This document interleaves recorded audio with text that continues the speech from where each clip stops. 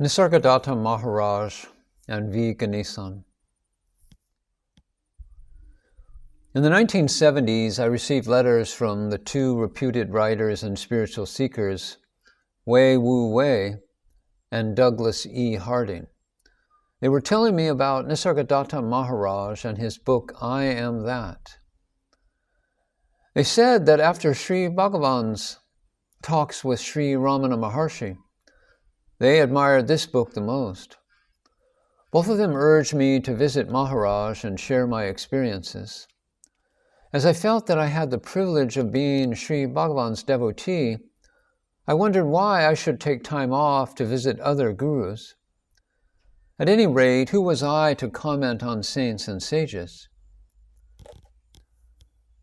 Whenever I visited cities and big towns on ashram work, I would never fail to devote one day to visit the old devotees of Sri Bhagavan who were living in that region, as they had the great good fortune of having Sri Bhagavan's darshan. I would prostrate to them and spend some time with them. Mrs. Suna Nicholson, who was the daughter of Framji Dorabji, a Parsi devotee of Sri Bhagavan, was one of them. Once, when I reached her house on a visit to Bombay, she asked me to hop into her car. On the way, she told me that she was taking me to a saint, without naming him. She said, "Ganesh, don't expect the same facial expressions that you have seen in photos of Sri Ramakrishna, or that the countenance of Sri Bhagavan is going to be there. In fact, he looks like a village farmer." Instantly, within my heart, I prostrated to that saint, for it never mattered to me whether a saint was male, female, learned, or illiterate. That saint turned out to be Nisargadatta Maharaj.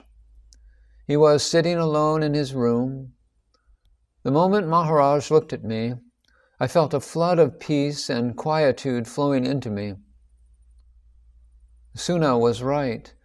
Maharaj could easily pass for a rustic farmer. But what a powerful, unmistakable spiritual presence. I prostrated to Maharaj. He lifted up his right hand, the index finger pointing somewhere up. My eyes were riveted on his. The more I was with him, the more ecstatic I became.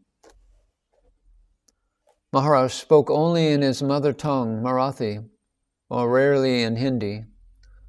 I knew neither. Suna acted as my interpreter. Maharaj said to me, "Ask some questions."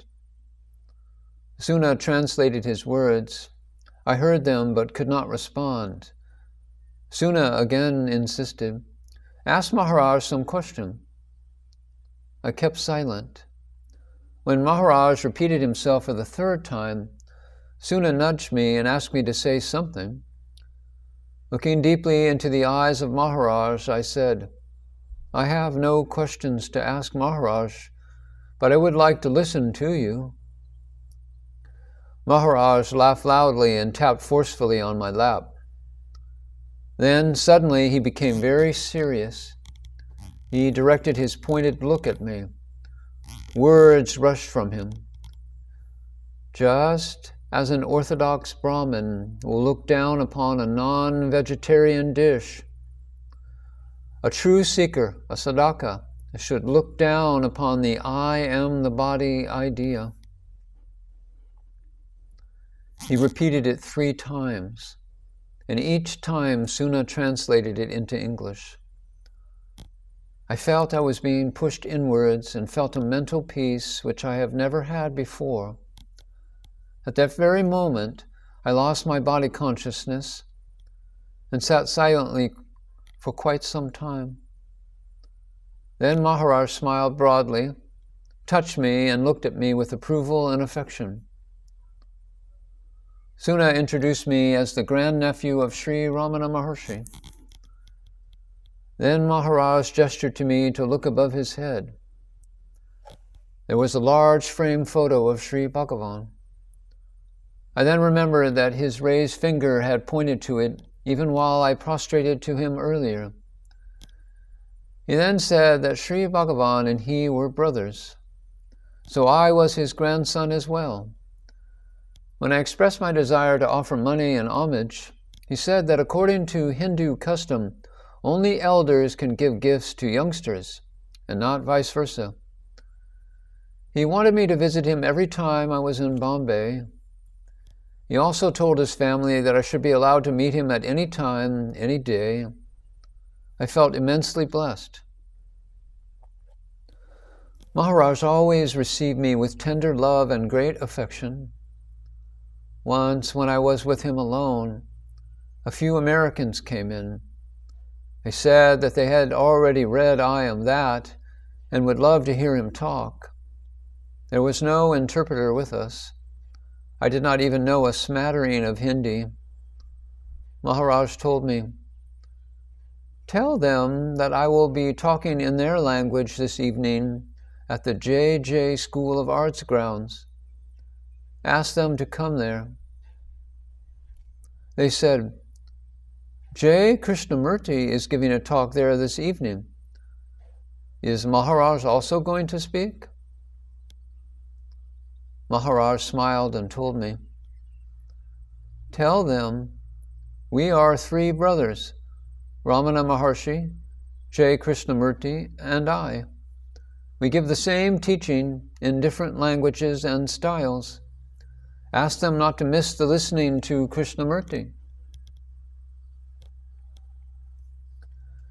In September 1978, the Board of Trustees of Sri Ramanasramam deputed to me to tour all over India. I was to visit major cities, meet the old devotees of Sri Bhagavan, and gather their suggestions on how best to celebrate Sri Bhagavan's birth centenary in 1980. Dates for my travel by train were all fixed and the necessary ticket reservations made.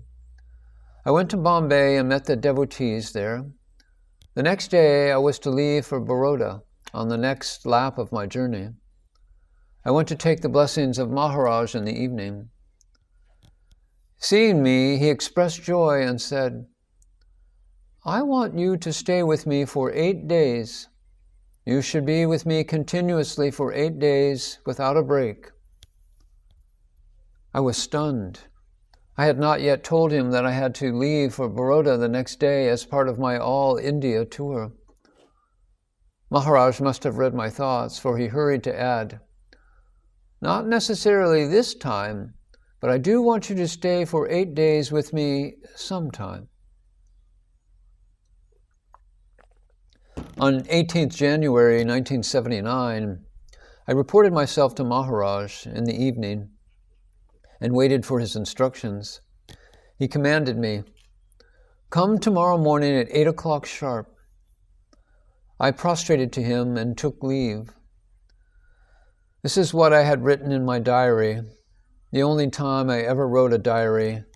Never before have I done so.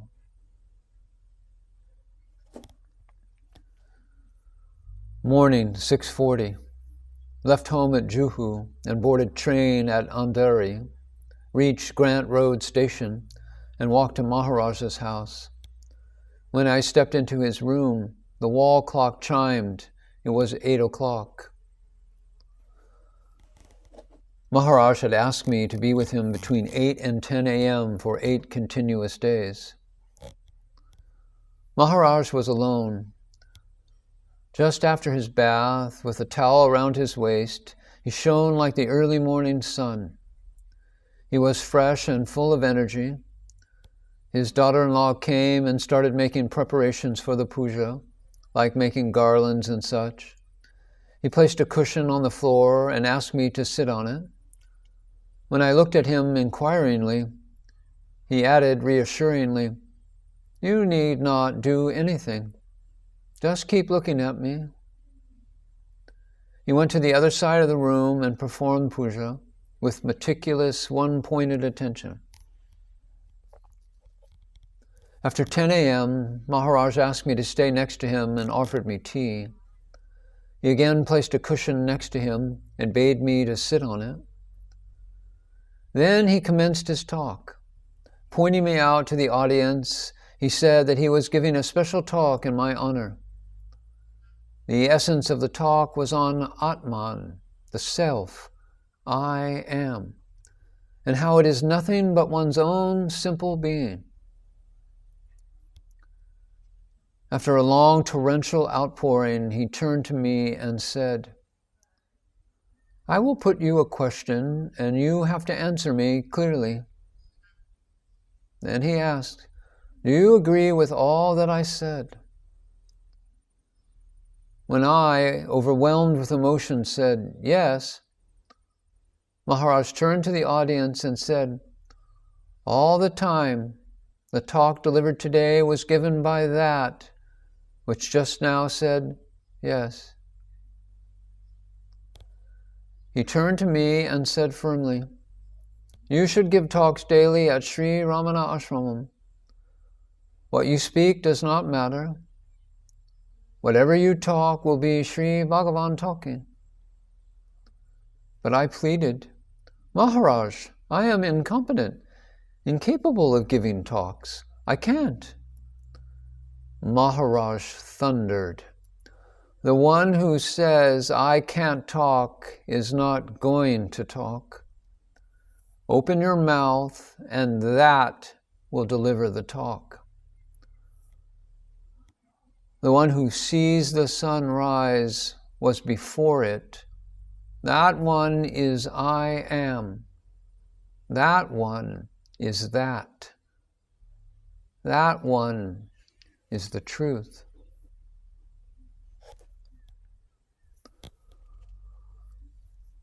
On the 20th, 21st, and 22nd of January, I reached Maharaj's house at the stroke of 8 o'clock and meditated, sitting on the cushion Maharaj had promptly laid for me.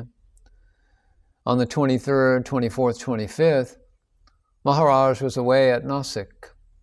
I, however, went to his house and meditated. On the 26th, I meditated while Maharaj performed his usual puja. On that day, after being seated on the cushion placed for me by Maharaj, my attention was completely pivoted on him. His usual routine was to take from the closed shelf the small idols of gods, clean and bathe them, clothe them, apply sandal paste, kumkum, and attar, Indian perfume containing rose essence, and finally perform puja to them. He would then carefully replace the idols with absolute reverence. After this was completed, he would climb on a small ladder laid for him by his daughter-in-law, who was totally devoted to him as a disciple would be to a guru, and repeat this process with all the pictures of the sages and saints that adorn the walls in the hall. He did this meticulously and perfectly, as I watched with rapt attention. Suddenly, while Maharaj was applying the attar perfume with his finger to each of the glass frame pictures of sages and saints, a thought arose in me. Why was he applying attar on those pictures, as only living people use this? The moment the thought arose in me from a distance, still up on the ladder, Maharaj gave me a piercing look and asked, pictures? Are they only pictures? Look more closely. When I looked at the 30 and odd frame pictures, lo, all of them became alive as if truly animated. I was thrilled. Then he climbed down, came and sat next to me and said, one's bhava, their inner attitude of surrendered devotion, is most important while doing puja or witnessing a puja. If you see God forms as idols, they will certainly look like mere idols. If you treat them as pictures, they will only appear as pictures. Change the bhava, wholeheartedly treat them as alive, and approach them with reverence.